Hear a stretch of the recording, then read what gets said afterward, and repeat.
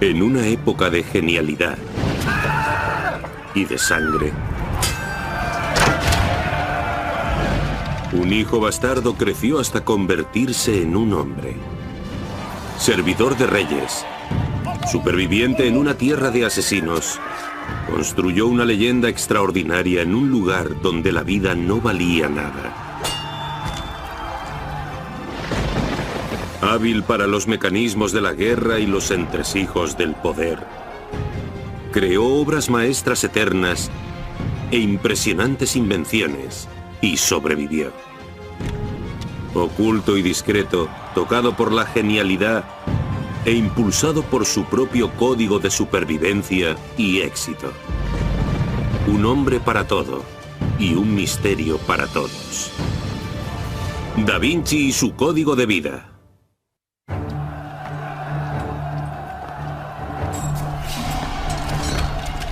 Constantinopla, la capital del Imperio Bizantino. Fue un símbolo de gloria romana durante más de 1000 años. Pero tras un asedio brutal, cayó al final en manos de los turcos musulmanes. El Papa Pío II, poco después de la caída de Constantinopla, le recordó a todo el mundo mediante cartas enviadas a toda Europa que ese era un acontecimiento importantísimo. La caída del poderoso Imperio Bizantino parecía el final de la mismísima civilización. Pero la civilización estaba a punto de vivir un renacimiento. Con la vieja ciudad moría una vieja idea y surgía una nueva que encontraba refugio al oeste, en las ciudades-estado de Italia. Para los bizantinos, Dios era el centro y el significado de todo, pero una idea revolucionaria, el humanismo, permitiría el estudio del hombre y nuevas exploraciones para la ciencia. Era una filosofía con poder para cambiar el mundo. Al estudiar a Dios, podemos estudiar teología y filosofía de Dios. Pero al estudiar al hombre, podemos estudiar biología, zoología, antropología, tecnología, ciencias de diferentes tipos. El humanismo concentraba el interés del hombre en el hombre.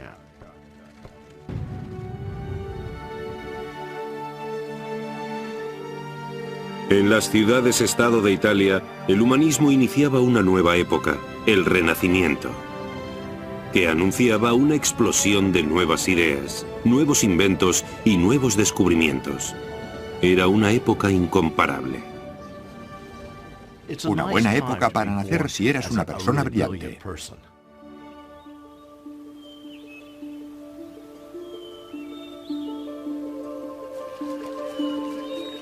En un pequeño pueblo rural de la Toscana, un chico joven descubría el mundo.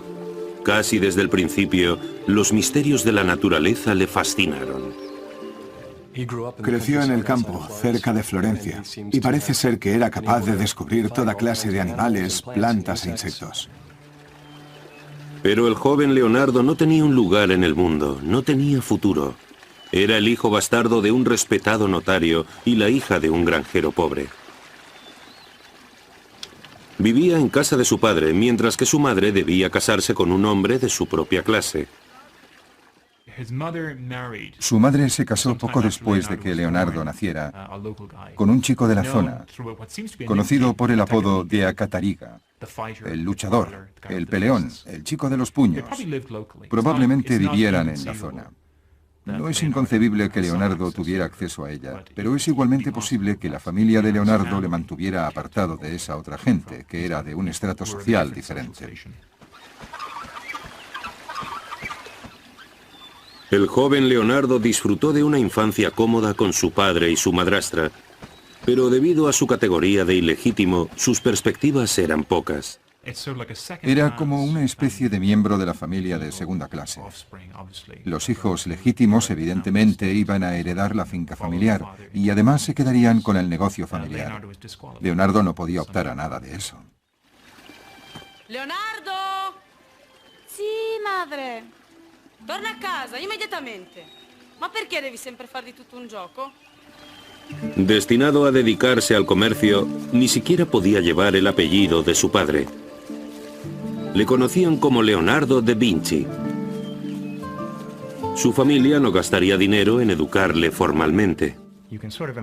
Podemos imaginarnos cómo debía ser que te consideraran ilegítimo en una época en la que ser ilegítimo significaba realmente algo. Había profesiones que te estaban vedadas. Te limitaba mucho algo que estaba totalmente fuera de tu control. Enfrentado a su ilegitimidad, el joven Leonardo empezó a desarrollar un código para ir más allá de todas las expectativas, para superar todos los obstáculos. Al final, este le elevaría hasta el poder y la grandeza.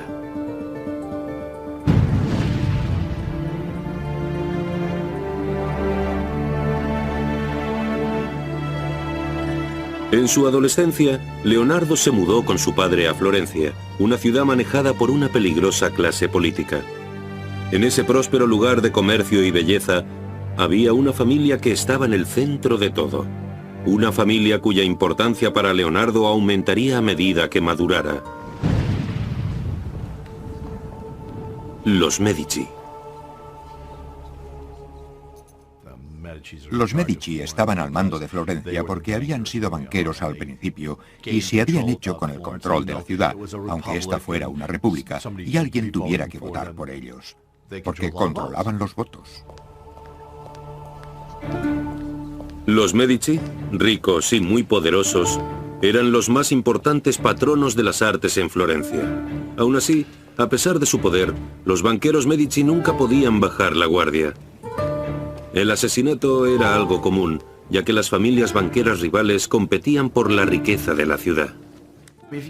Si miramos algunos de estos cuadros de los líderes del Renacimiento, vemos que llevan como remaches en la ropa. No, llevaban armaduras cubiertas de ropa. L'interesse è difficoltoso, come avevamo discusso. E allora onoratelo col vostro sigillo. Estaban muertos de miedo de que les clavaran un cuchillo por la calle. Los Medici tenían siempre un envenenador en nómina. ¿Qué era todo eso? En una sociedad gobernada por el miedo, la sospecha engendró una brutal forma de justicia. Cualquier acusación, personal o política, podía hacerse anónimamente a través del tamburo. Esa peligrosa caja lanzaba una oscura sombra sobre el futuro de Leonardo. Cuando un ciudadano efectuaba una acusación, las autoridades investigaban.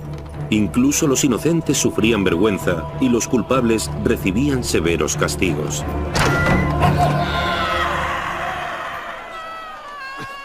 La visión de cadáveres ejecutados en público era normal en una ciudad como Florencia, así como en el resto de Italia.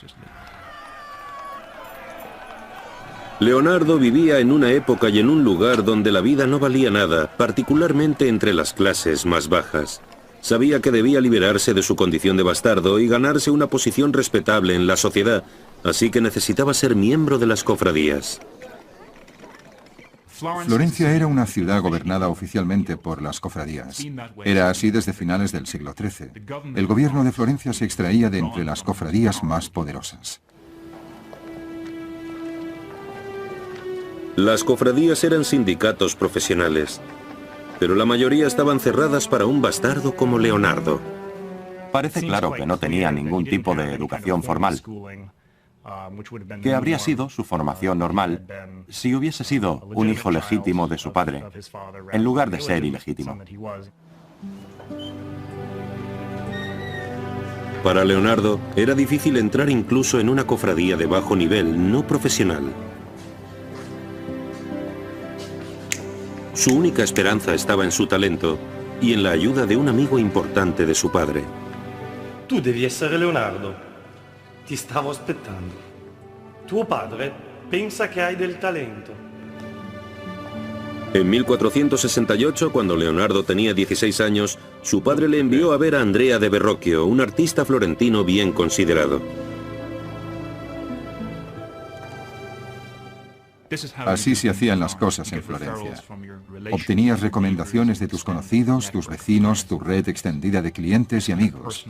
Ese tipo de recomendaciones personales eran la manera de conseguir romper con la costumbre de preparar a los hijos para el negocio familiar. Verrocchio accedió a tomar a Leonardo como aprendiz, a darle la experiencia que necesitaba para conseguir algún día la admisión en una cofradía. Fue allí donde Leonardo empezó a entender la relación entre el arte y el poder. Los Medici, la familia en el poder de Florencia, a menudo encargaban cuadros a Verrocchio. Verrocchio era realmente la persona en la que pensarías en la Florencia de finales del siglo XV. Si querías un cuadro, ibas a ver a Verrocchio. Cuando Leonardo entró a formar parte del taller, supo que podía superar sus limitaciones sociales. Surgió su código, más fuerte todavía. Si las circunstancias te detienen, encuentra otra manera de conseguir tus objetivos. Pero más allá de las puertas del estudio, Florencia entraba en un periodo peligroso. Mientras el patriarca de la familia Medici, Piero de Medici, yacía en su lecho de muerte, sus enemigos planeaban robarle el control de la fortuna familiar. Piero, ti senti un po' meglio? Solo la morte può recarmi conforto adesso. Toda la riqueza y el prestigio de los Medici podía desaparecer rápidamente, ya que se estaban preparando en silencio complots contra sus vidas.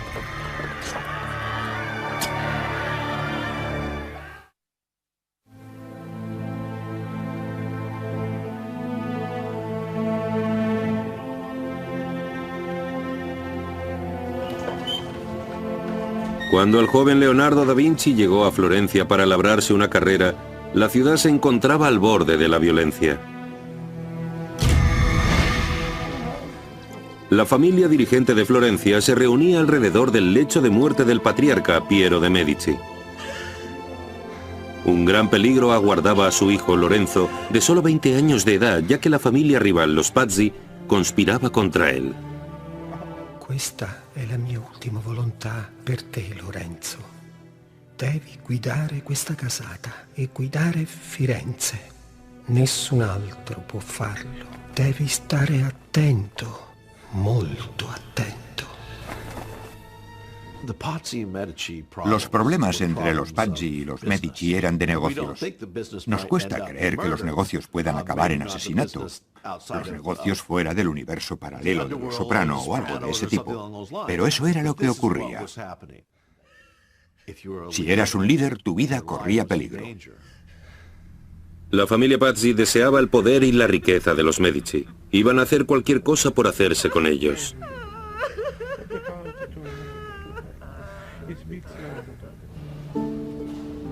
El joven Leonardo no sabía nada de las tormentas políticas que se formaban alrededor de Florencia.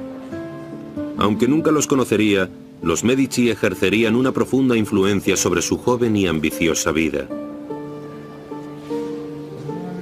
En el estudio en el que trabajaba Leonardo, su código le impulsaba a aprender todo lo que pudiera, a destacar por encima de las expectativas de su maestro. Sus cuadernos reflejan las exigencias que se marcaba a sí mismo. El pintor debe desarrollar todas sus habilidades, porque no puede haber respeto por uno mismo si una cosa se hace bien y otra mal. El taller de Verrocchio era muy activo en cualquier tipo de medio. Utilizaba tecnología de diferentes tipos, no solo pintura, sino también pintura sobre cerámica, escultura en mármol, escultura en bronce y otras tareas metalúrgicas, como el moldeado de cañones o el moldeado de campanas. Se unió a Verrocchio en un momento importantísimo. El maestro se enfrentaba a grandes retos tecnológicos.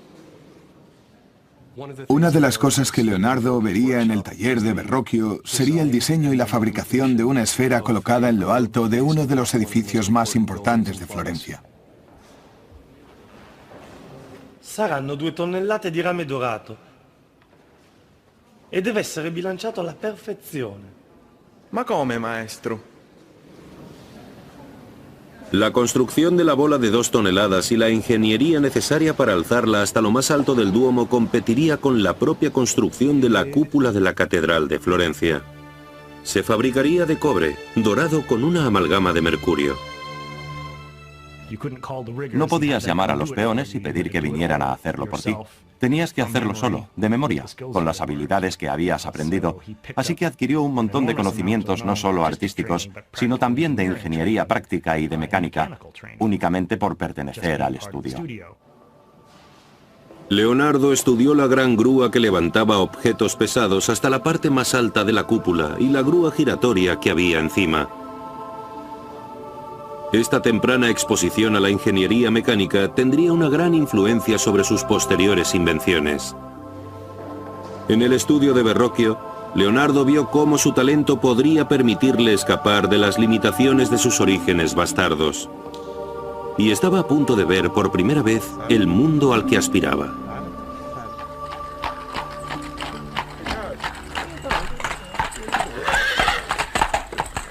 Verrocchio y sus estudiantes fueron invitados a llevar sus mejores obras al Palacio Medici para preparar una visita del influyente duque de Milán. Según el biógrafo italiano del siglo XVI Giorgio Vasari, Leonardo ya destacaba. El mejor de todos los alumnos de Verrocchio era Leonardo da Vinci, que además de belleza y gracia tenía tal poder intelectual que allá donde dirigiera su interés se convertía en un maestro con facilidad. Leonardo, pórtalo a mí. En esa importante casa, los jóvenes verían cómo la riqueza y la belleza se unían en los hogares de los poderosos. Una lección inspiradora para todos ellos. Pero la llegada del duque de Milán supuso una inspiración aún mayor para Leonardo. Mientras el duque, el patriarca de la familia Sforza, desfilaba por Florencia, Leonardo le observaba entre el alegre público.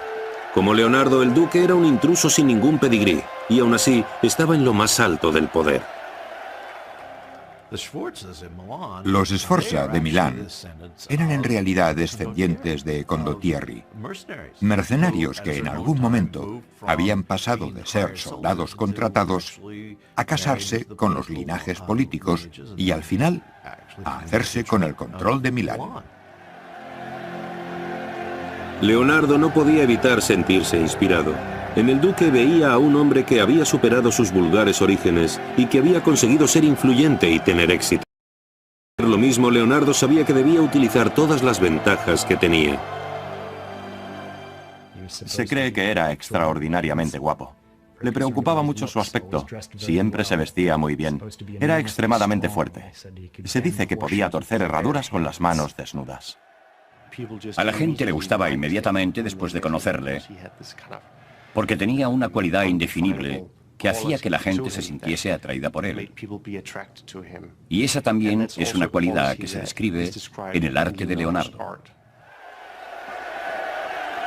Aunque era demasiado pronto para que Leonardo lo supiera, su destino y su futuro dependerían de la familia Sforza, cuando usase su carisma y su talento para construir una vida mejor.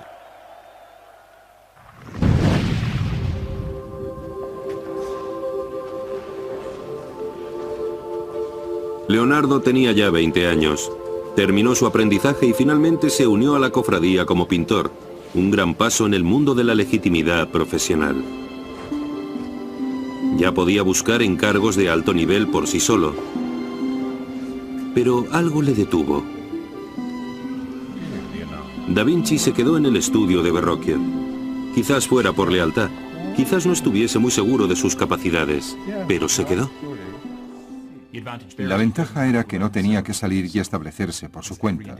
Todo indica que Leonardo era temperamentalmente incapaz de abrir su propio negocio. Usa un tocco leggerissimo qui, Leonardo.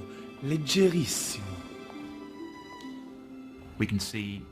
Vemos un gran número de encargos de cuadros que pasaron, al menos en parte, por las manos del joven Leonardo. Así que era un socio joven, servicial y adaptable para la empresa.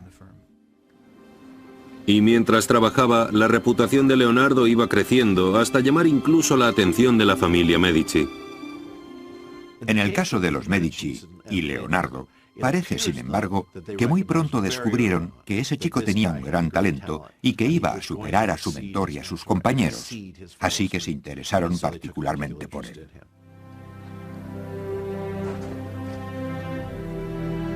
Allí, en el taller, como protegido de Verrocchio, surgió la primera gran obra de Leonardo. Se considera el cuadro más antiguo pintado por Leonardo que se conserva. El ángel de la izquierda, en una esquina de El bautismo de Cristo de Verrocchio, es solo un fragmento, una fugaz imagen del genio en que se convertiría. Solo el pupilo mediocre no supera a su maestro, escribió Leonardo. Y la leyenda dice que Verrocchio, al ver el ángel de Leonardo, no volvió a pintar jamás.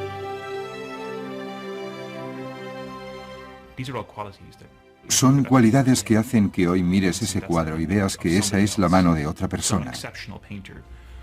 Un pintor excepcional que no está presente en el resto del cuadro. Leonardo tenía un talento increíble para entender el movimiento y capturarlo en sus cuadros. Por ejemplo, los tirabuzones de pelo que parecen rebotar como un muelle. Era capaz de sugerir eso pintando de una manera que nadie podía igualar. Inteligente, bien relacionado, atractivo, Leonardo sabía lo que quería y se aseguraría de conseguirlo. Pero los celos y la envidia de otros, voces y acusaciones anónimas, pondrían en peligro todo lo que había construido y amenazarían con devolverle al olvido.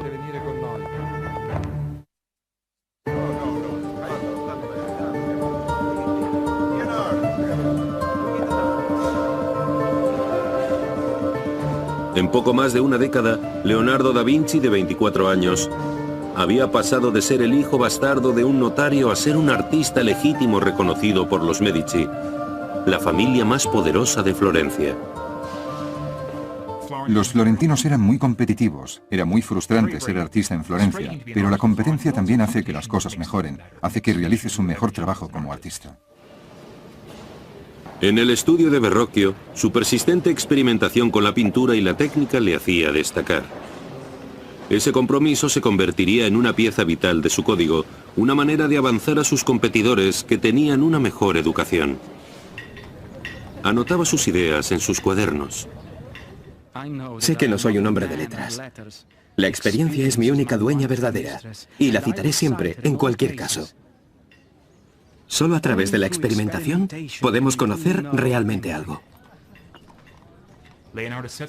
Leonardo creó una oposición entre la autoridad que se transmitía a través de los libros y la gente como él, figuras inconformistas que funcionaban al margen de los límites profesionales normales, que investigaban, que desmontaban las cosas para ver de qué estaban hechas, para ver cómo funcionaban. Hombre de sensibilidad fuera de lo común, Leonardo adoraba la naturaleza y no comía carne, negándose a ser una tumba para otros seres.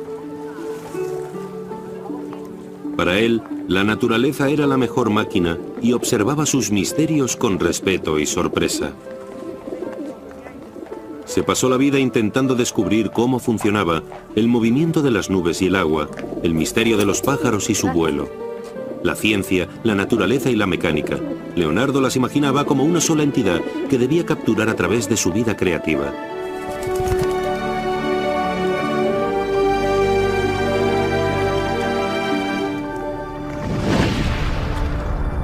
La naturaleza era una cosa, la naturaleza humana otra. El éxito que le había elevado por encima de su categoría de bastardo también había generado envidia y resentimiento. Fuerzas oscuras se movían contra él. Ajeno a los peligros, Leonardo se concentraba en nuevos experimentos para entender la naturaleza de la luz y la sombra.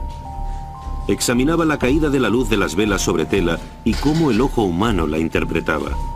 Sus notas revelan la importancia que le daba a esos estudios. Nada puede reconocerse sin luz ni sombra. Solo a través de los ojos, la ventana del alma, podemos entender realmente el complejo funcionamiento de la naturaleza. Tenía moldes hechos con telas extendidas y movía las luces por todas partes.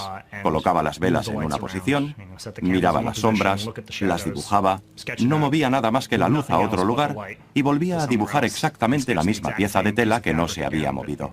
Lo único que había cambiado era la interacción de la luz y la sombra sobre ella.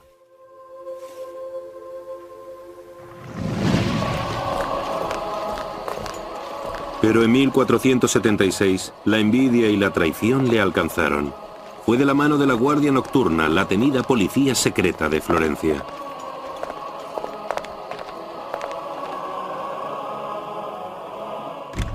Messer Leonardo da Vinci. Siamo delle guardie notturne. Siete accusato di crimini contro Dio. Dovete venire con noi. A los 24 años, Leonardo fue anónimamente acusado de sodomía con un prostituto de 17 años. Para los delincuentes reincidentes podían dictarse penas de cárcel o ejecución. La pena oficial por sodomía era la quema. Se les quemaba vivos. La humillación fue brutal. Nada, escribió, debe temerse tanto como una reputación dañada. Lo cierto es que le afectó. Era una persona orgullosa. Era un joven orgulloso. Sabía que iba a llegar lejos y una acusación como esa realmente podría haber truncado su carrera. Pero en el juicio no se presentó ninguna prueba contra él, ni ningún testigo. Los cargos se retiraron. Fue la cruel acción de un enemigo anónimo. Los días oscuros acababan de empezar en Florencia. Las nubes de tormenta política se acumulaban mientras terribles fuerzas se unían contra los Medici. Florencia estaba casi rodeada por los territorios del Papa, que se extendían al sur, hasta la ciudad-estado de Nápoles, y al norte hasta Ferrara.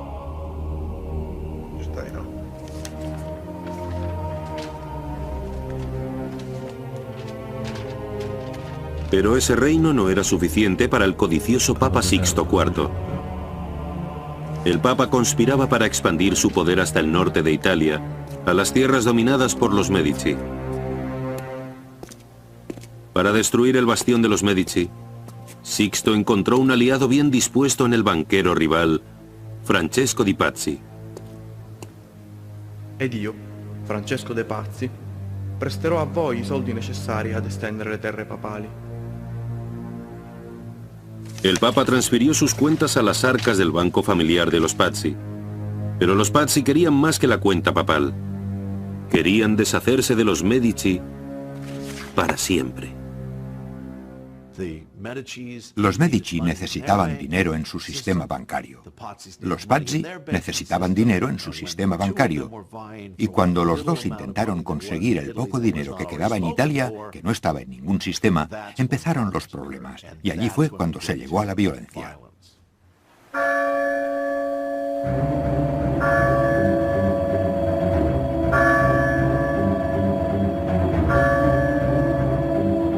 Era Pascua. En la celebración del Príncipe de la Paz, los Medici tomaron sus asientos personales al otro lado del pasillo, frente al secuaz del Papa, Francesco di Pazzi. No tenían ni idea del peligro que corrían. En un momento determinado de la misa, todo empezó.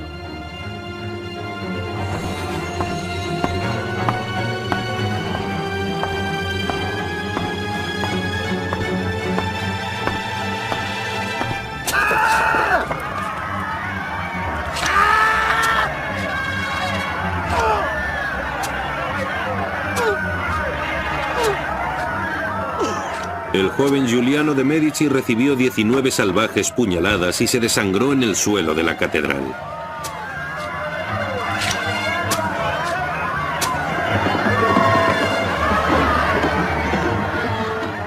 Su hermano herido, Lorenzo, apenas pudo escapar.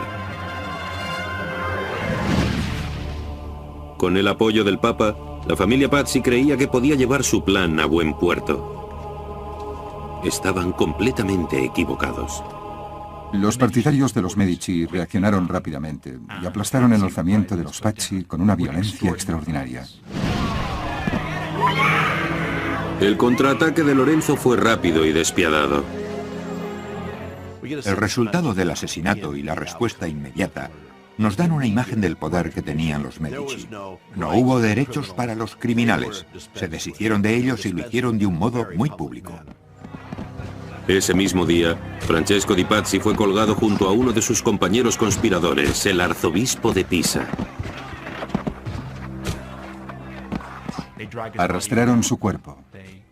Lo cortaron en pedazos, lo humillaron de todos los modos posibles. Esto era algo normal, aunque nos resulte difícil de imaginar. Pero los Medici no habían terminado. Un asesino había conseguido escapar. Unas semanas después, Bernardo Baroncelli, el asesino del hermano de Lorenzo, fue finalmente capturado y colgado ante una multitud entusiasta. Leonardo da Vinci estaba allí. Ahí estaba el joven Leonardo, dibujando el cadáver colgante y escribiendo debajo quién era y qué llevaba puesto exactamente. Es una de las primeras cosas que tenemos de Leonardo. Leonardo hizo el famoso dibujo de Baroncelli colgado de la horca. Los cadáveres de los criminales condenados ejecutados en público eran corrientes en una ciudad como Florencia, como lo eran por toda Italia. La violencia y el asesinato contaminaban el aire de la Italia del Renacimiento y continuamente darían color a la obra de Leonardo. Dos mensajeros corrieron a Florencia llevando terribles noticias. El Papa había excomulgado a Lorenzo de Medici por ejecutar al arzobispo de Pisa. Enviaba el ejército de Nápoles para obligar a Lorenzo a rendirse.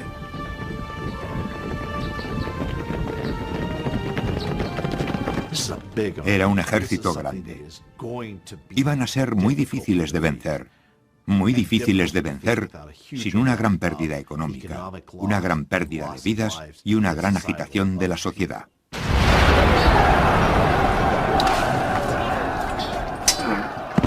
La República de Florencia se enfrentaba a la aniquilación. Allí, en su terrible gloria, estaba la mejor de las artes del Renacimiento, el arte de la guerra. Sin que ocurriese algún tipo de milagro, la ciudad que le había dado a Leonardo da Vinci su único futuro real quedaría arrasada sin dejar rastro.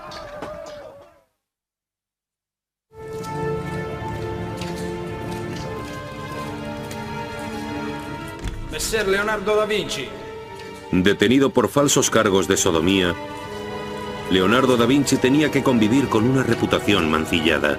Y después sería la propia Florencia la que correría peligro cuando estallara la guerra con Nápoles. Para castigar a los Medici por la ejecución de uno de sus arzobispos, el Papa Sixto envió al rey Fernando de Nápoles a invadir Florencia y atacar al ejército florentino más pequeño. Las fuerzas florentinas, en su mayoría mercenarios, lucharon con la violencia continua de los asesinos profesionales. Pero el ejército de Nápoles, más poderoso, pronto ganó ventaja y aplastó a las fuerzas florentinas con una ferocidad implacable.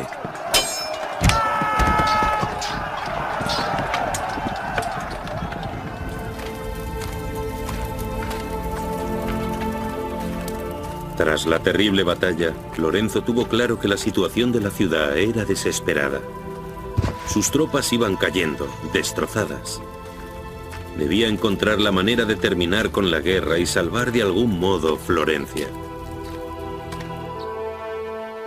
Parecía que el gran paisaje político podía darle a Lorenzo una salida.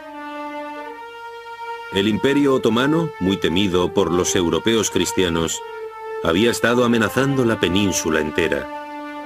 Florencia, Nápoles y los estados papales corrían peligro. En una jugada atrevida y peligrosa, Lorenzo viajó para enfrentarse al rey Fernando de Nápoles cara a cara e intentar convencerle de que los estados italianos debían unificarse contra los turcos en lugar de luchar unos contra otros. Si fracasaba en su misión, Florencia estaría acabada. Se una bombarda colpisce a segno in linea diritta 10 braccia. El riesgo era significativo. Podría haber muerto. Podrían haberle tomado como rehén. Mientras estaba fuera, Cualquier usurpador podría haberle sustituido. Intrigado, pero no convencido, el rey le detuvo mientras pensaba en la propuesta. En Florencia, Da Vinci, como todos los demás, se vio atrapado por la tensión y la ansiedad de la guerra inminente.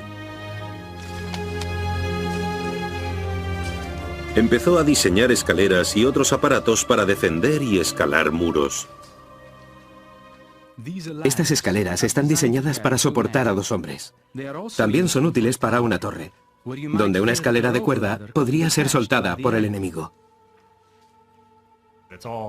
Era todo ingeniería, ingeniería, ingeniería, porque era la realidad de Italia en el momento en el que vivió Leonardo. Había muchas ciudades-estado enfrentadas, y la guerra era algo constante en la vida.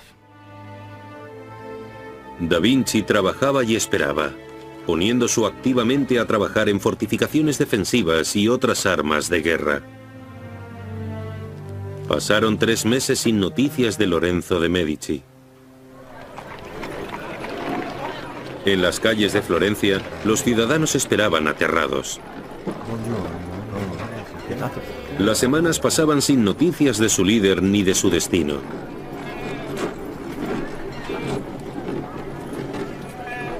La gente continuaba con sus tareas mientras la esperanza iba menguando. La dinastía Medici y la independencia de Florencia parecían perdidas. Sabían cuál era su situación. Mientras Lorenzo estuvo en el campamento rival, debieron estar nerviosos. Podía perder su riqueza, podía perder la ciudad. Los florentinos podían perder la ciudad. Y entonces, una conmoción se apoderó de las calles.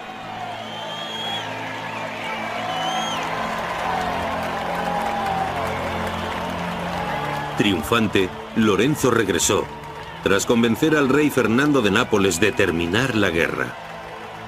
La multitud celebró su valor y su capacidad como hombre de Estado. Lorenzo el Magnífico había salvado a Florencia del abismo.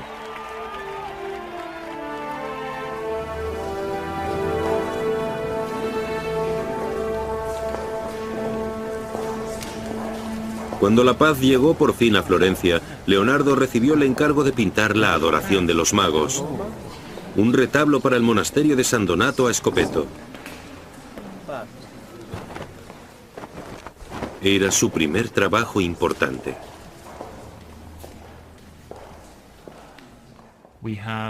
Tenemos la adoración de los magos tratada como nadie la había concebido antes.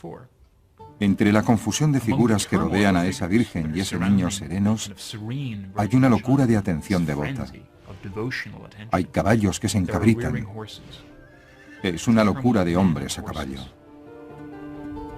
Formó la composición casi en un cuadrado, con un triángulo formado por la Virgen y los reyes arrodillados. Pero aquí Leonardo utiliza el cuerpo del caballo para cargar su composición de movimiento y energía, de una sensación de frenesí, de que esto es casi como un acontecimiento apocalíptico de la Encarnación.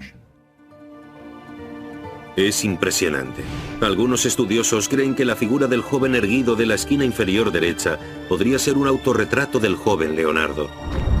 La obra se considera una obertura, la primera declaración de las futuras grandes obras de Leonardo. Pero no funcionó.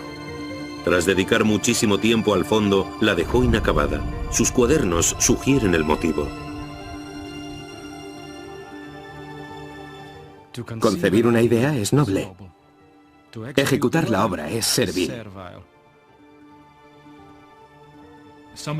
A alguien que es terriblemente curioso, que es incansable, no le gusta hacer una sola cosa. Cuando llega el momento en el que algo está a punto de terminarse, ya no resulta interesante. Le interesaba muchísimo más el mundo natural, el mundo mecánico, y solo pintaba ocasionalmente cuando tenía problemas monetarios.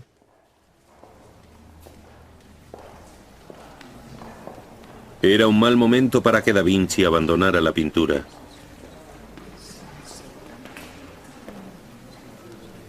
Lorenzo de Medici estaba buscando artistas para un encargo increíble, un viaje a Roma para decorar la Capilla Sixtina del Papa. Era el tipo de trabajo con el que un joven artista como Leonardo solo podía soñar. Una oportunidad para brillar ante los mecenas más poderosos de Italia. La elección de Lorenzo afectaría el futuro de Leonardo y daría forma a su destino, para bien o para mal.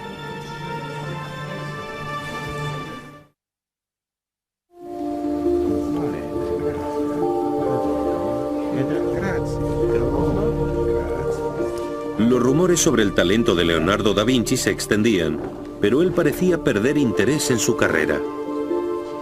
Dejó un encargo importante sin terminar. Los clientes empezaron a enfadarse, y cuando Lorenzo el Magnífico escogió a sus mejores artistas para enviarlos a Roma, da Vinci no fue seleccionado. La adoración de los magos es una de las grandes obras maestras del Alto Renacimiento, pero Leonardo no fue capaz de terminarla, y hay quienes creen que había conceptualizado el final del cuadro en su mente y con eso tenía suficiente, en lugar de tener que coger el pincel y hacerlo físicamente. Así que se encontró con varias demandas porque no podía terminar el trabajo. No podía ocuparse de las tareas ordinarias de producción, de clientela, de los contratos, de entregar las obras a tiempo, según las especificaciones de los clientes. No terminó nada. Actualmente los psicólogos tienen nombres para esas cosas. Quizás tuviera déficit de atención, quizás fuera obsesivo-compulsivo, quizás tuviera ansiedad, quizás sufriera estrés. No sabemos exactamente cuál era su enfermedad, pero parece que había algo que le afectaba la mente. Parece ser que los mayores dones de da Vinci, su imaginación incansable y sus interminables ideas complicaban su éxito. Nuevamente, las circunstancias le detenían y debía encontrar otro modo de conseguir sus objetivos. No estamos realmente seguros de que quisiera ser artista. Era la manera de avanzar en la vida de la corte y el mecenazgo. Pero cuando llegó hasta allí, lo dejó todo un poco de lado. Insatisfecho con la pintura, da Vinci decidió que era hora de cambiar. Su código exigía que encontrase otro canal para sus ambiciones. Necesitaba empezar de nuevo y nuevas oportunidades. Así que se marchó a Milán. El estado italiano más septentrional, Milán, era el más vulnerable a los invasores extranjeros, así que estaba muy militarizado y era un centro de producción de armas y tecnología militar.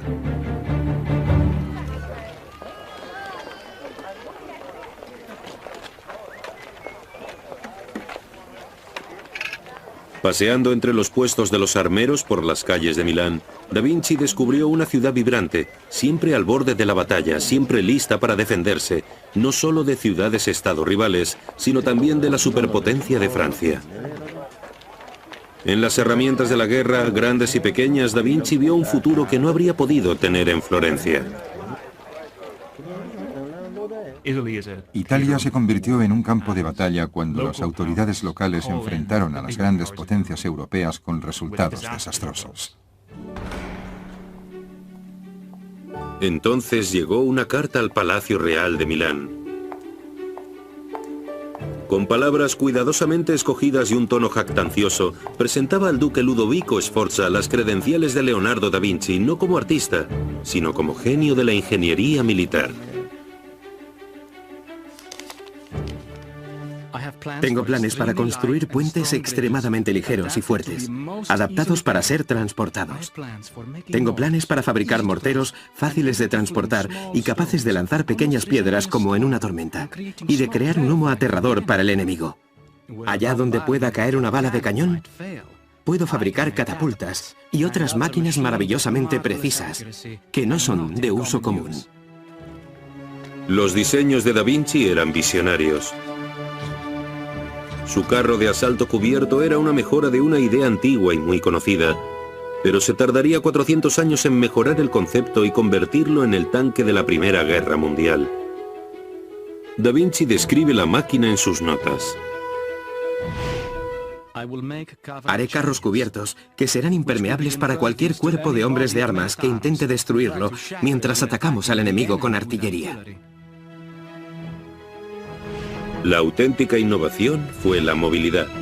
Una manivela activada por hombres o caballos se unía a los ejes horizontales de las ruedas y las movía. Un examen detallado muestra que el diseño de Da Vinci habría hecho que las ruedas se moviesen en direcciones opuestas. ¿Un error o un medio para confundir a un enemigo que podría robar sus diseños? Tenemos una gran variedad de dibujos hechos por Leonardo que muestran instrumentos de guerra de aspecto salvaje, carros con guadañas que cortarían la carne del ejército enemigo. Era una mejora sobre el viejo carro de estilo romano, al que había añadido un engranaje recto con 4 enormes hojas de guadaña encima, como si fuera un helicóptero de aspas curvadas. El diseño de Da Vinci para el cañón muestra centenares de cadáveres apilados, alcanzados por el enorme cañón de bronce, y revela una de las obsesiones de Leonardo. Le encantaba la escala. Le encantaba especular y soñar sobre cosas en una escala mucho mayor a la del periodo. Así que tenía diseños especulativos gigantes para máquinas de matar increíbles. Los diseños de armas fantásticas de Da Vinci eran típicos de su continuo interés por destacar sobre lo ordinario, siempre soñando con los extremos. En su vida eso sería una constante, parte de su código. No dejar nunca que le limitase lo que se ha hecho antes, ni lo que otros podrían pensar. Realmente se vendía como alguien con secretos, alguien que conocía la tecnología de la ingeniería militar, la fabricación de cañones, la fabricación de armas. Da Vinci esperaba que Ludovico Sforza, el duque de Milán en funciones, le encargara construir esas máquinas de guerra. Ludovico Sforza era el hermano del asesinado duque de Milán. Era el regente, el verdadero gobernador de Milán, y controlaba la política de defensa, la política extranjera del Estado milanés. Ludovico tendría el poder únicamente hasta que su tímido sobrino, Gian Galeazzo, llegara a la mayoría de edad. Si lo conseguía. Touché, adesso vai pure, ho degli affari da sbrigare. Creo que todos creían que lo que Ludovico quería realmente era el ducado de Milán. Estaba dispuesto a hacer cualquier cosa por conseguirlo. Pero los ejércitos de los reyes y la cruel incertidumbre de la política truncarían los sueños de gloria de Ludovico y todo lo que Da Vinci esperaba.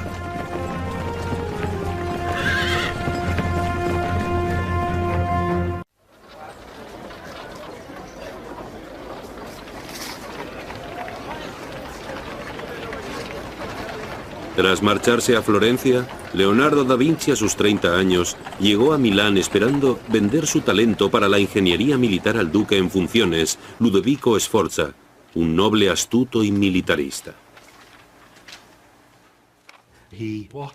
Se apartó de lo que sin duda habría sido una vida segura y cómoda como pintor de sociedad en la Florencia de finales del siglo XV y se marchó a la animada pero militarizada, agresiva y políticamente turbulenta ciudad de Milán, cerca de la frontera con Francia.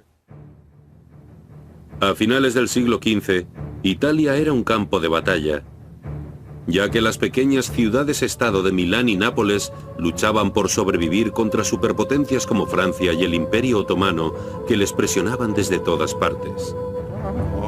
Sacando partido de esa política inestable, la carta de Leonardo al duque resumía todas las habilidades militares imaginables que tenía como ingeniero. Diseño de fortalezas, construcción de tanques, máquinas de asedio. Solo en la última línea mencionaba que también era pintor.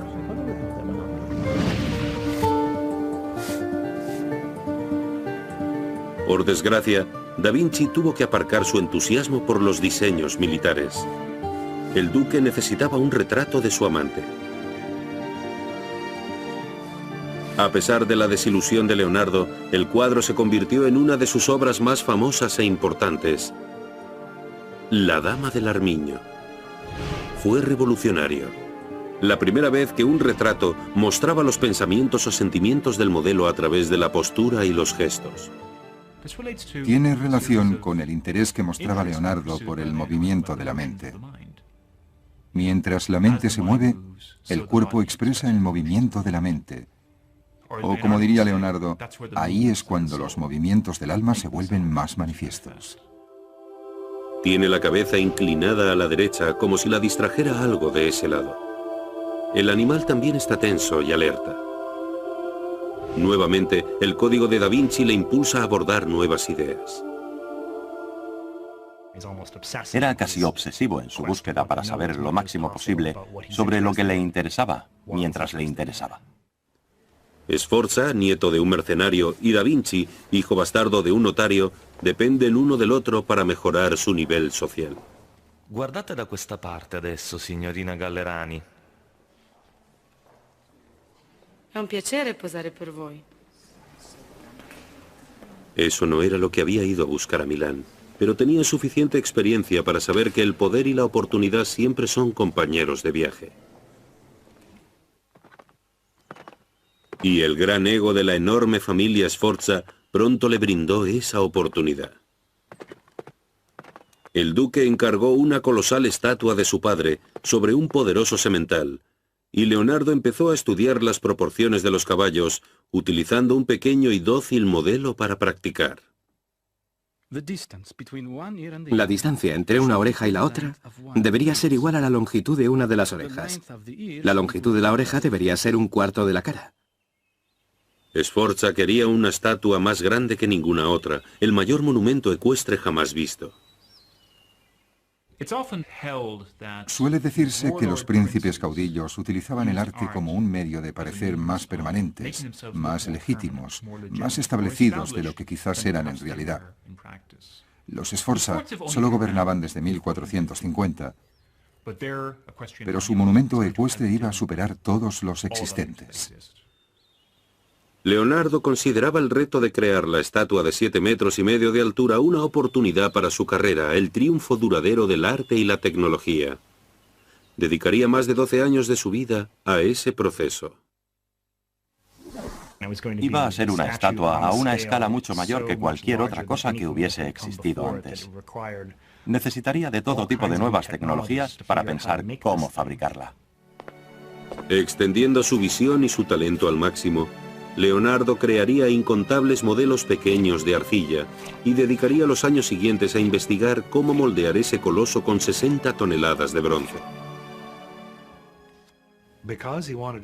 Como quería hacer el caballo en particular de una sola pieza, habría que hacerlo al revés y excavar fosos para moldear.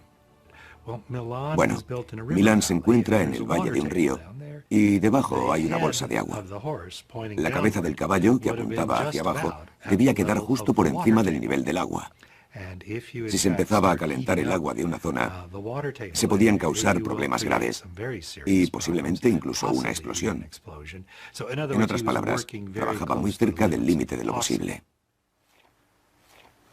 Esa era la esencia del código de Leonardo, ir más allá de lo esperado, no solo en su trabajo, sino también en su vida. Y mientras el enorme caballo iba tomando forma lentamente, Leonardo volvía a desviar su vívida imaginación a las armas de guerra. Como en el caso del caballo, los diseños eran enormes, monumentales. Siempre creaba cosas enormes, mucho más grandes que cualquiera de las cosas que existían en la época. La ballesta gigante es una especie de abanderada de su mentalidad. Probablemente fuera tan larga como un tractor-trailer. La construcción era muy complicada. La ballesta se iba a construir con secciones laminadas para que fuera más fuerte y flexible. La cuerda, tensada gracias a un engranaje de gusano, podía dispararse silenciosamente. La gente miraba los dibujos de Leonardo de cosas como la ballesta gigante y parecía pensar que era una idea original. No era así. Lo que Leonardo hacía era coger una idea bastante normal y ver lo lejos que la podía llevar. Empezó con sus famosos cuadernos, una obsesión que duraría toda su vida y que actualmente nos sigue confundiendo. Se estima que escribió unas 15.000 páginas antes de morir. ¿Qué escribía en sus cuadernos? De todo. Listas de lavandería, no olvidar recoger el dinero que fulano le debía, lo que necesitaba de la tienda, listas de mudanza, bocetos de gente que veía en la calle y que tenía caras interesantes, notas para sí mismo sobre cualquier cosa que quisiera recordar. Leonardo componía a menudo las notas de derecha a izquierda, incluso escribiendo letras y palabras al revés, como en un espejo. La gente especulaba, y sigue especulando, que intentaba escribir en clave. No quería que la gente copiara sus ideas. Quizás decía cosas que no quería que la gente pudiera leer. Pero la razón más plausible es simplemente que aprendió a escribir como niño zurdo, así que escribir de derecha a izquierda, incluso al revés, le salía naturalmente. En esa época, Da Vinci había contratado a un ayudante. Se llamaba Giacomo, un joven de clase baja con perspectivas limitadas. Ayudó a Leonardo a construir muchos de los aparatos mecánicos y curiosidades para las elaboradas fiestas de Ludovico Sforza. Giacomo, perché devi sempre giocare con tutto? E dammi quel pianeta. Da Vinci empezó a llamarle Salai, que significaba diablillo. El travieso muchacho se quedaría con Leonardo hasta el final de la vida del artista.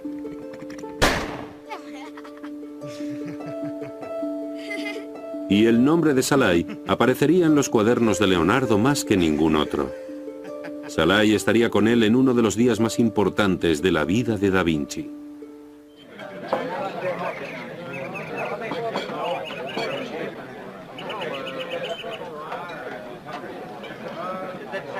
Ludovico dio una elaborada celebración familiar que contaba con el colosal modelo de arcilla del caballo de Sforza. Lo iba a desvelar ante la nobleza por primera vez.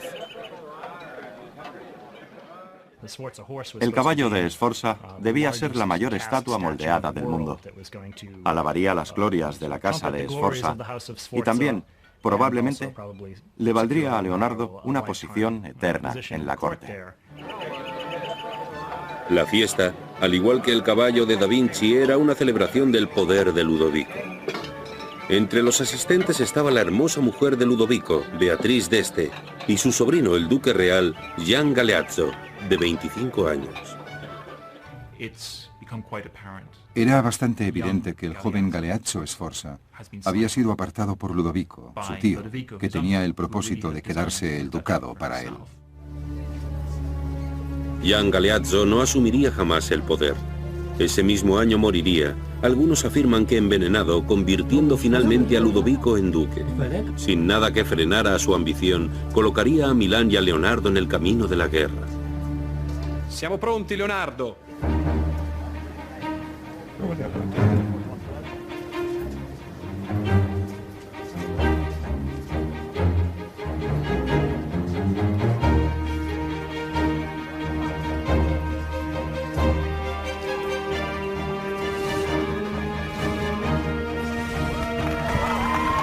¡Via il telo! Al final, todo se reduciría al nivel social. La influencia, el magnífico caballo de Da Vinci y la peligrosa ambición de Ludovico.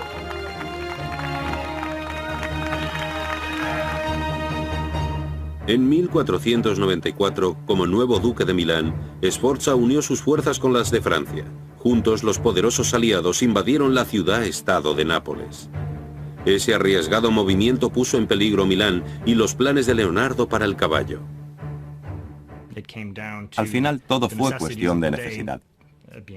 Había muy poco metal, y el duque de Milán tenía que decidir entre moldear cañones o darle el metal a Leonardo para hacer una estatua. Escogió hacer lo más conveniente y preocuparse de su propia defensa. Con la guerra en el horizonte, las 60 toneladas de bronce separadas para el gran caballo de Da Vinci se fundieron en los hornos de Milán y se vertieron en moldes de cañones.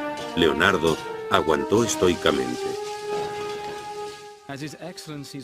Como el cerebro de su excelencia está entretenido en otras cosas, las artes han sido silenciadas. Sobre el caballo no diré nada, porque sé que no es el momento. El duque, aún ansioso por otorgarle un gran legado al nombre Sforza, le hizo un nuevo encargo a Da Vinci. Un mural religioso para la iglesia de la corte, Santa María della Grazie, decorado con el escudo de armas de su familia. Se convertiría en una de las mayores obras maestras mundiales. Pero para consternación de los sacerdotes, pasaban los años y no parecía que fuera a terminarlo. Maestro Leonardo, quando pensate sarà finito? Ho solo bisogno di mettere una faccia a Giuda. No, fermo lì. La vostra sembianza sarà perfetta. Leonardo pasó más de 3 difíciles años con el mural. Una compleja y hermosa interpretación de la última comida de Cristo con los apóstoles. Se llama La Última Cena. El fresco de Leonardo, revolucionario para su época, captura el dramático momento en el que Jesús les dice a sus apóstoles: uno de vosotros me traicionará. En sus escritos, Leonardo describe cómo los gestos y las caras de los apóstoles expresan una angustia intensa. Uno se retuerce los dedos de las manos y se gira, con gesto sombrío, hacia su maestro. Otro, con las manos extendidas, enseña las palmas y encoge los hombros.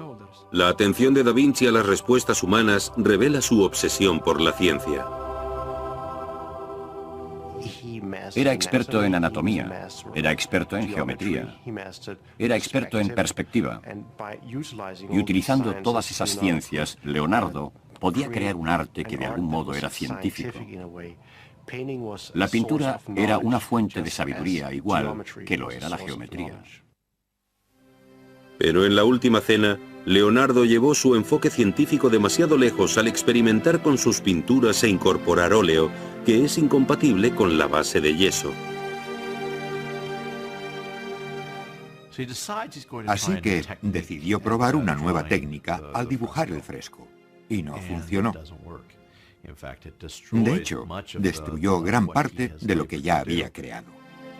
En cuestión de décadas, la humedad de la pared empezó a desintegrar la pintura de base oleosa.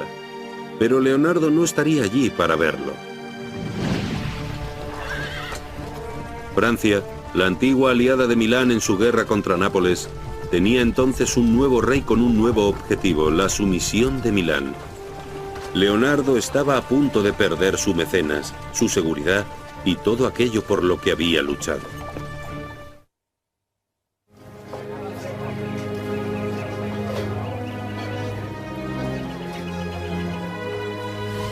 En Milán, Leonardo da Vinci había creado algunas de sus obras más importantes. Había pasado 17 años en la corte del duque Ludovico Sforza, realizando sus propios sueños de éxito. Leonardo se acercaba a los 50 años cuando la situación política cambió. La antigua aliada de Sforza, Francia, invadió repentinamente Milán. Da Vinci perdió al mismo tiempo a su mecenas y su seguridad. Sus notas reflejan ese revés de la fortuna. El duque ha perdido su estado, sus propiedades y su libertad. Ninguna de estas grandes empresas ha conseguido prosperar. El ejército ocupante francés, decidido a aniquilar cualquier señal de los Sforza, usó la escultura épica de Da Vinci para sus prácticas de tiro.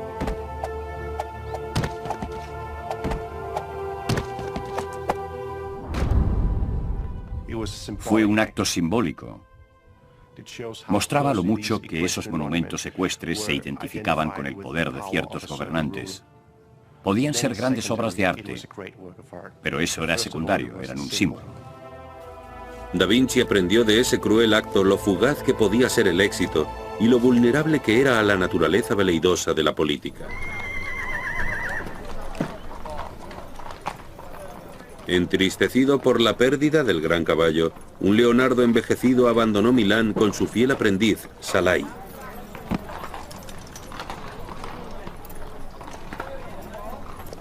Tuvo que dejar todas sus obras, el caballo destrozado, la última cena, todo abandonado.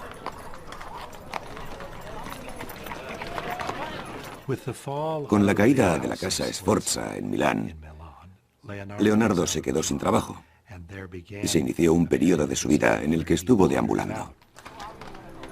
Sus cuadernos reflejan su estado de ánimo. La paciencia protege de la desgracia como la ropa cálida protege del frío. Cuanto más cálidamente te vistes, menos poder tiene la tormenta. Del mismo modo, aumentar la paciencia al enfrentarte a la peor de las situaciones la vuelve impotente ante la paz de tu espíritu. Sus viajes le llevaron a Venecia, amenazada entonces por el creciente poder de los otomanos.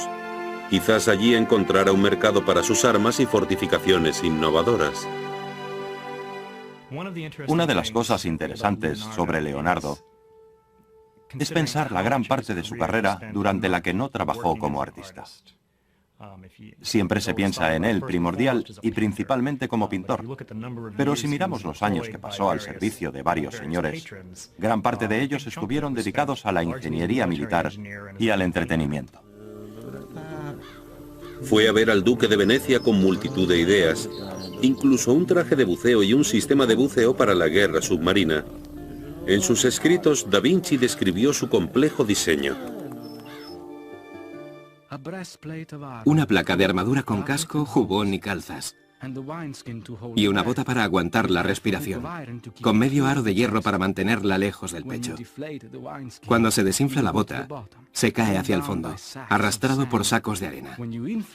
Cuando se infla, se asciende hacia la superficie. Parecía casi no pertenecer a su época, en un periodo en el que ni siquiera tenían cosas mundanas, como maneras de contar el tiempo.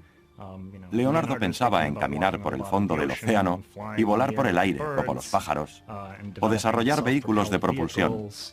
Tenía una visión completamente singular de prácticamente todo lo que le rodeaba.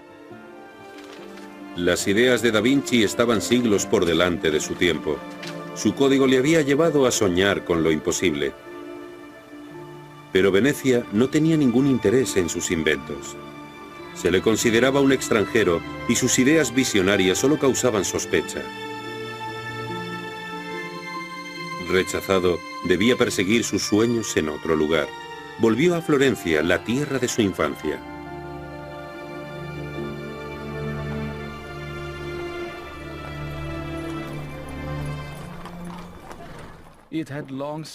Desde hace mucho tiempo, vengo observando que la gente de éxito rara vez se relaja y deja que las cosas sucedan. Salen a hacer que las cosas sucedan. Pero la confianza de Da Vinci pronto se pondría a prueba. La Florencia de su juventud había cambiado. Aunque todavía le consideraban un gran artista, alguien nuevo y más joven había cautivado la imaginación de la ciudad. Se llamaba Miguel Ángel Buonarroti. Un joven y descarado artista de apenas 26 años cuyo talento era sorprendente. Leonardo le despreciaba. Los artistas del Renacimiento eran extremadamente competitivos entre ellos y con ellos mismos.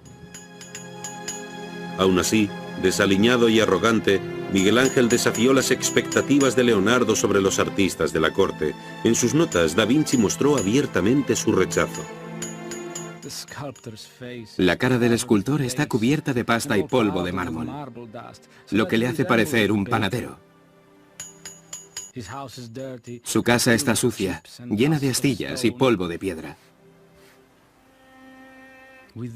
El pintor es todo lo contrario. Bien vestido, sentado tranquilamente ante su obra, moviendo un pincel muy ligero. Su hogar está lleno de música, apartado del ruido de los martillos u otras molestias.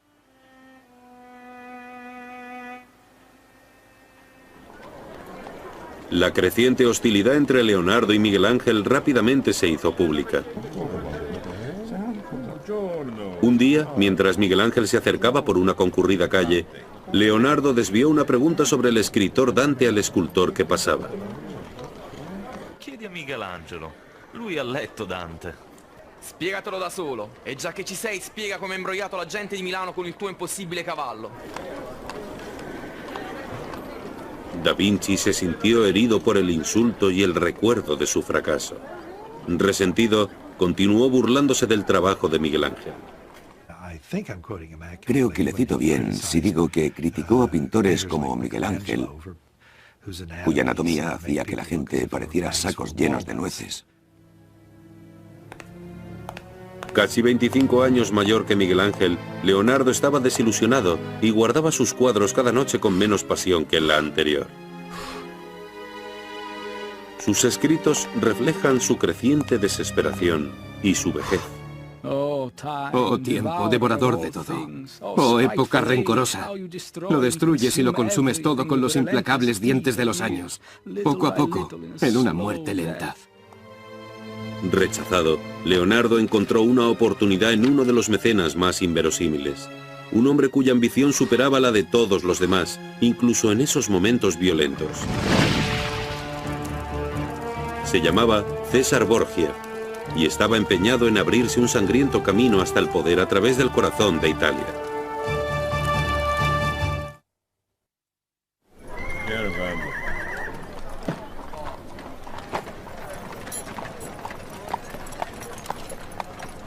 Tras perder el trabajo de 17 años, un desanimado Leonardo da Vinci acabó por volver a Florencia. Pero allí encontraría el desafío de un rival mucho más joven, el gran artista Miguel Ángel. Sus cuadernos revelan que incluso enfrentado a todo eso, su código exigía que siga adelante. Los obstáculos no pueden acabar conmigo. Todos los obstáculos deben producir una severa decisión. Aquel que fija su mirada en una estrella distante no flaqueará. En 1502, Da Vinci encontró una curiosa oportunidad gracias al Papa Alejandro y a su hijo bastardo, uno de los tiranos más temidos de la época, César Borgia. César estaba acusado de asesinar al menos a uno o dos de los maridos y amantes de sus hermanas y quizás también a su propio hermano. El mismo César era representado como la encarnación del diablo, pero otros creían que era un gran líder. Borgia personificaba la corrupción y la sed de poder que había acabado por definir el papado. Era despiadado al intentar consolidar el imperio de su padre y esperaba poder reclamarlo como propio algún día. Una a una, las ciudades de Romania en el norte de Italia iban cayendo ante el ejército papal de Borgia. Codicioso se puso como meta una zona cada vez más amplia. Pero para triunfar necesitaba una ventaja, alguien con ideas nuevas. Recurrió a Leonardo da Vinci.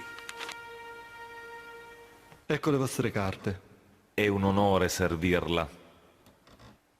Borgia le impuso el título de ingeniero jefe general, así que Leonardo probablemente tuviera la oportunidad de observar los verdaderos horrores de la guerra de primera mano.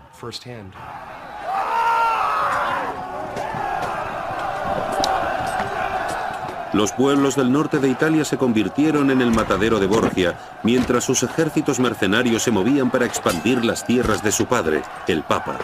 César Borgia ha sido descrito como uno de los hombres más crueles de la historia de Italia. Y de hecho Borgia era la inspiración del libro de Maquiavelo, El Príncipe, un señor de la guerra modélico que podía conseguir la unificación de Italia. La muerte de inocentes no significaba nada para Borgia, que tomaba lo que deseaba. Se ganó la reputación de ser un hombre de crueldad extraordinaria, pragmático, inteligente e inmortal. Da Vinci sirvió bien a su señor, supervisando la construcción de obras defensivas, torres, trincheras y armamento. Finalmente, le habían dado la oportunidad de hacer diseño militar, de practicar el arte de la guerra.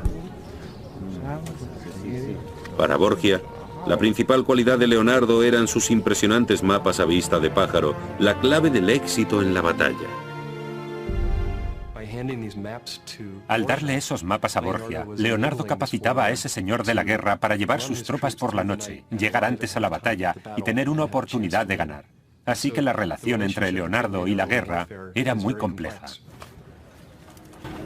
Da Vinci y el despiadado Borgia trabajaban bien juntos, ambos con mentes complejas, ambos activamente ambiciosos. En la mecánica de la guerra y las sutilezas del poder, Leonardo destacaba. Esta es una de las cosas que nunca se le han reconocido a Leonardo, pero en las que era muy bueno. Parecía conocer los vientos políticos y dejarse llevar por ellos, y encajaba muy bien en la corte de César.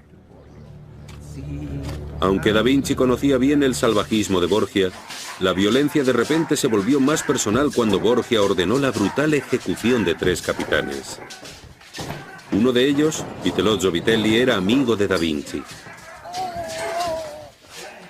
El artista sintió repugnancia. Sus escritos reflejan sus crecientes dudas. De verdad, el hombre es más salvaje que la bestia, ya que nuestra brutalidad supera la suya. Vivimos de la muerte de los demás. Finalmente decidió que incluso los animales matan por un motivo. Los seres humanos son... Matar forma parte de su naturaleza.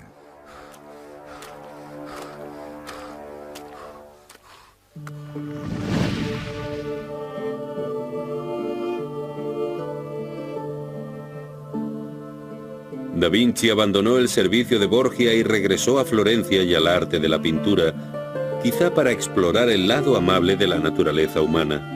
Allí empezó el trabajo por el que siempre se le recordará. No, non ridete. Sorridete.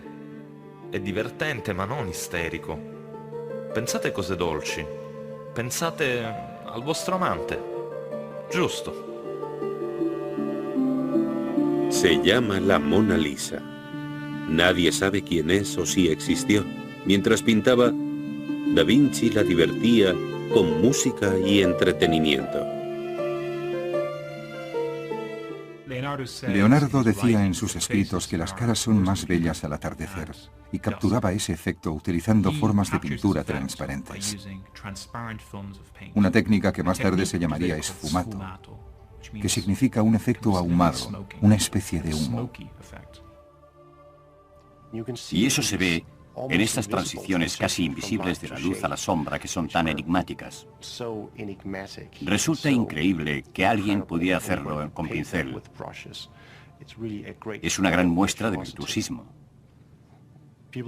La gente suele hablar sobre el misterio de la sonrisa de Mona Lisa.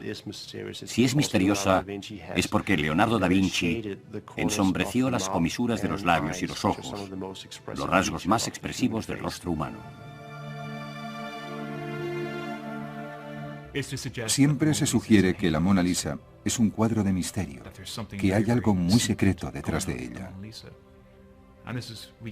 Y acabamos elaborando ese mito sobre la sonrisa de la Mona Lisa, o sobre quién es la Mona Lisa. ¿Es la amante de Leonardo? ¿Es el propio Leonardo? La historia no revela su verdadera identidad. Vasari, el biógrafo de Da Vinci, la identifica como Mona Lisa Gioconda, la mujer de un mercader. Pero Vasari nunca vio el cuadro y el propio Da Vinci no dejó ninguna pista. Lo llevó con él durante años y siguió trabajando con él. Nunca lo terminó del todo. El único motivo por el que existe tal y como es hoy es porque él murió. La Mona Lisa será para siempre un trabajo en curso, una manifestación física de su código, de su compromiso por conseguir lo imposible, la perfección en la pintura.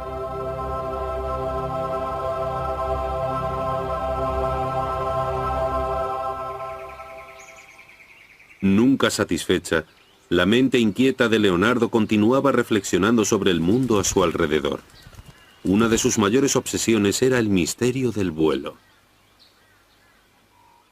En una época en la que no había fotografía cuadro a cuadro, observó a los pájaros volar y supo ver que no solo movían las alas arriba y abajo, sino que era una especie de complicada figura de 8 movimientos en la que las alas se inclinaban, giraban y empujaban hacia abajo en cada golpe. Utilizó sus conocimientos de ingeniería para diseñar máquinas que esperaba que fuesen capaces de volar e hizo una valiente predicción. Habrá alas para el hombre. Si no lo consigo yo, algún otro lo hará algún día. Adaptó un juguete infantil giratorio e hizo el diseño de un aparato deslizador, utilizando un tornillo helicoidal en lugar de rotores, como utilizan los helicópteros modernos. Creó máquinas voladoras de alas de murciélago, cuyas alas se movían como las de un pájaro, con un armazón muy elaborado que incluso incluía un control de vuelo similar a un timón. Dice la leyenda que intentó hacer volar una máquina, que se cayó y que alguien se rompió una pierna en el intento. Las máquinas de Leonardo eran increíbles y fantásticas, pero fantásticas de fantasía. Quizás no funcionasen, pero significan mucho para la mente, para evaluar su capacidad de pensar en conceptos más allá de los normales. Pero parece que se dio cuenta de que la cantidad de energía necesaria para mover una de esas alas de casi 2 metros era más de la que podía generar una persona. Así que empezó a pensar en diseños más complicados, con motores de algún tipo que acumularían suficiente energía para mover las alas un rato antes de que el motor se detuviese. Solo más tarde consideraría la idea de un ala fija, la idea que al final llevaría al éxito del vuelo centenares de años después. Pese a todos sus esfuerzos y a sus extraordinarios diseños, nunca consiguió resolver el gran reto del vuelo del hombre. Pero lo intentó durante casi toda su vida. Era un hombre muy inteligente, un ingeniero brillante en lo que respecta a la teoría, pero quizás la práctica, la parte práctica de las cosas, la parte práctica de la ingeniería que a menudo evita a los grandes pensadores, le evitó también a él.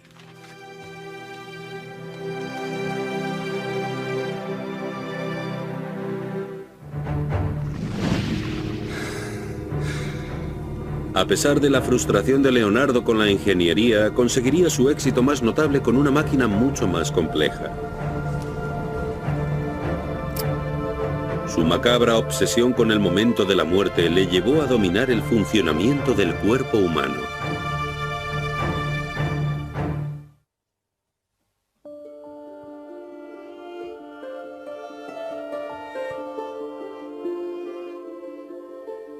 Leonardo da Vinci, de 53 años de edad, llevaba un tiempo trabajando en la más reconocida y celebrada obra maestra de todos los tiempos, la Mona Lisa. Seguiría trabajando en ella y la conservaría hasta el día de su muerte. Su obsesión tanto por la perfección artística como por la precisión técnica le llevó en una dirección sorprendente.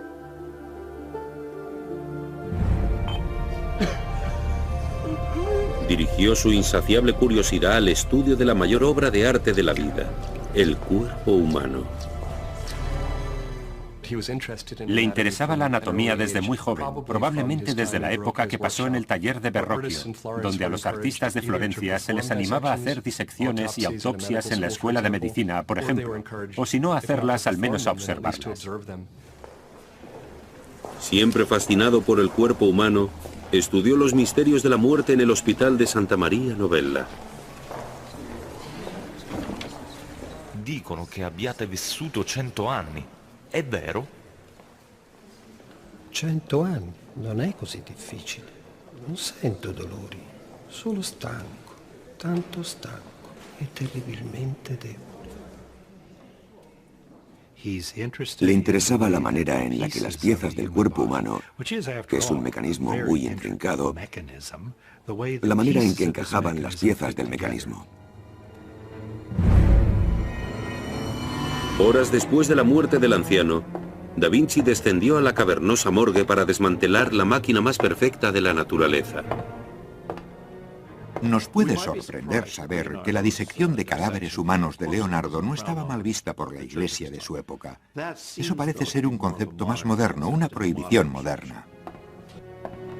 Allí haría un descubrimiento sorprendente con muchos siglos de adelanto.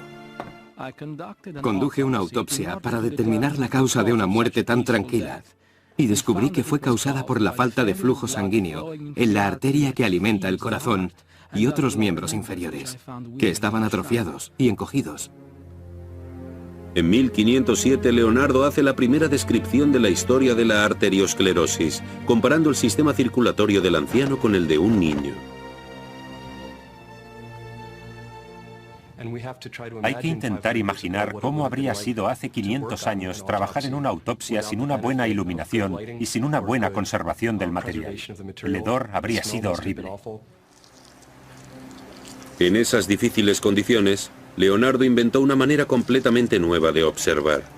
Más tarde, sus secciones transversales y sus diagramas influirían profundamente en el método moderno de visualización de anatomía y en su maquinaria. Su código, como él mismo, maduró. La experimentación continuaba siendo el principal motor de su esfuerzo para conseguir lo que nadie más podía. Me inspira la urgencia de hacer. Saber no es suficiente. Debemos actuar. Estar dispuesto no es suficiente. Debemos hacer.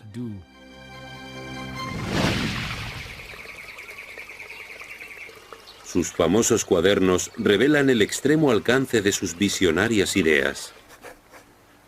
Pero nunca publicó ni una página de ellos. A menudo en sus notas habla de hacer un libro sobre un tema, de explicar esto y aquello y lo demás allá. Pero siempre hay algo más que se podía hacer, una observación más. Y el tiempo se le echó encima. Mientras Leonardo envejecía, su legado se convertía en un fardo de documentos. Una vida de genialidad escrita en miles de trozos de frágil papel, incluida la única imagen de él que tenemos. Hay una imagen de un anciano que suele considerarse un autorretrato, pero no lo sabemos. No tiene título. Es un esbozo entre los millones de esbozos que hizo. Lo que a mí me parece interesante es hasta qué punto Leonardo nos es completamente ajeno.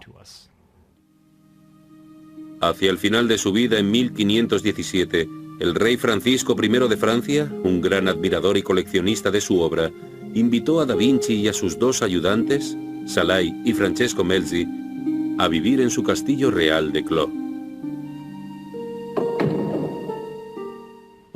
Leonardo consiguió su último trabajo, que básicamente era ser el mayor talento de la corte del rey de Francia. No tenía mucha responsabilidad. El rey de Francia le quería como ornamento. El rey nombró a Leonardo da Vinci pintor, ingeniero y arquitecto favorito. Si sta facendo tardi, maestro. Possiamo continuarlo nel mattino. Francesco ed io le aiuteremo a mettersi a letto. Pero a los 65 años, los triunfos de Leonardo quedaban atrás. Un derrame le había paralizado el brazo derecho y la mano izquierda ya no podía pintar pequeños detalles. No parecía tener ninguna obligación. Leonardo no hizo gran cosa durante esos últimos años, salvo disfrutar de la vida. Y la disfrutó. Fue el mejor momento de una merecida jubilación, supongo. Salai, el chico acogido muchos años atrás, se había quedado con Da Vinci y Melzi se había convertido en su alumno y en su compañero más íntimo. Leonardo tenía consigo la Mona Lisa y otro par de cuadros.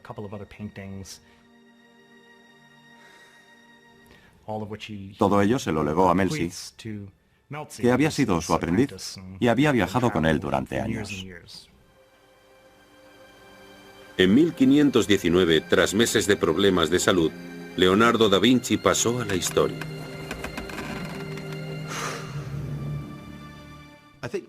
Creo que Leonardo es uno de esos individuos que tenían un código de éxito. No lo medía por la riqueza, no lo medía por la popularidad, lo medía por sus propios sentimientos hacia sus logros.